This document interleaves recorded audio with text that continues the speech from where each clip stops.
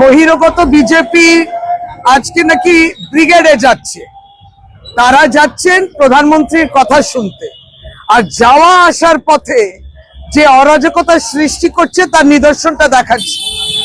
আমি ডক্টর শশী পাজা এবং আমি আমার বাড়ি এটা, এই বাড়ির সামনে আমি এখানকার বিধায়ক, এবং এই বাসগুলো থেকে যারা যাচ্ছে নেমে আমাদের যে ফ্লেক্স গুলো লাগানো আছে সেই ফ্লেক্স গুলোকে ছিঁড়েছে। এই দেখুন তার অবস্থা।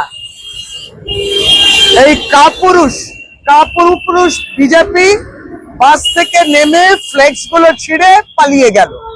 এরা হচ্ছে সেই বিজেপি যারা বাংলাকে বঞ্চিত করে বহিরাগততার জন্য 2 লক্ষ কোটি টাকা বাকি রেখে দিয়ে বাদ দেয়। এরা বাংলার বুকে এসে বাংলার পক্ষে কথা বলছে, বাংলার মানুষকে ভোট থেকে বাদ দেওয়ার অভিসন্ধি নিয়ে অধিকার নিয়ে নিচ্ছে কেড়ে।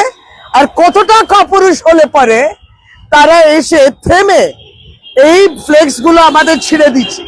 কত ফ্লেক্স ছিঁড়বে, ততই ফ্লেক্স উঠবে, কারণ বাংলা বয়কট করবে বিজেপিকে, বাংলা বয়কট করবেই বিজেপিকে।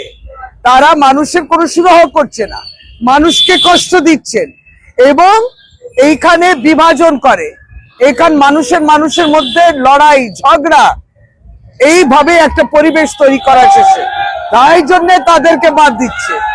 আবার ভগবানের নামেতে তারা জয়ধ্বনি দিচ্ছেন আর করছেন যত ভগবান যেটা বলছেন তার বাইরে তারা বলছেন। এই দেখুন, তাই তাদেরকে বয়কট করতে হবে।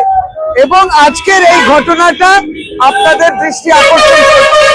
কাপুরুষ বিজেপি পারলে বাস থেকে থামিয়ে, যে বাস থেকে নেমেছিলে ওখানে দাঁড়িয়ে তারে মোকাবিলা করতে পারতে।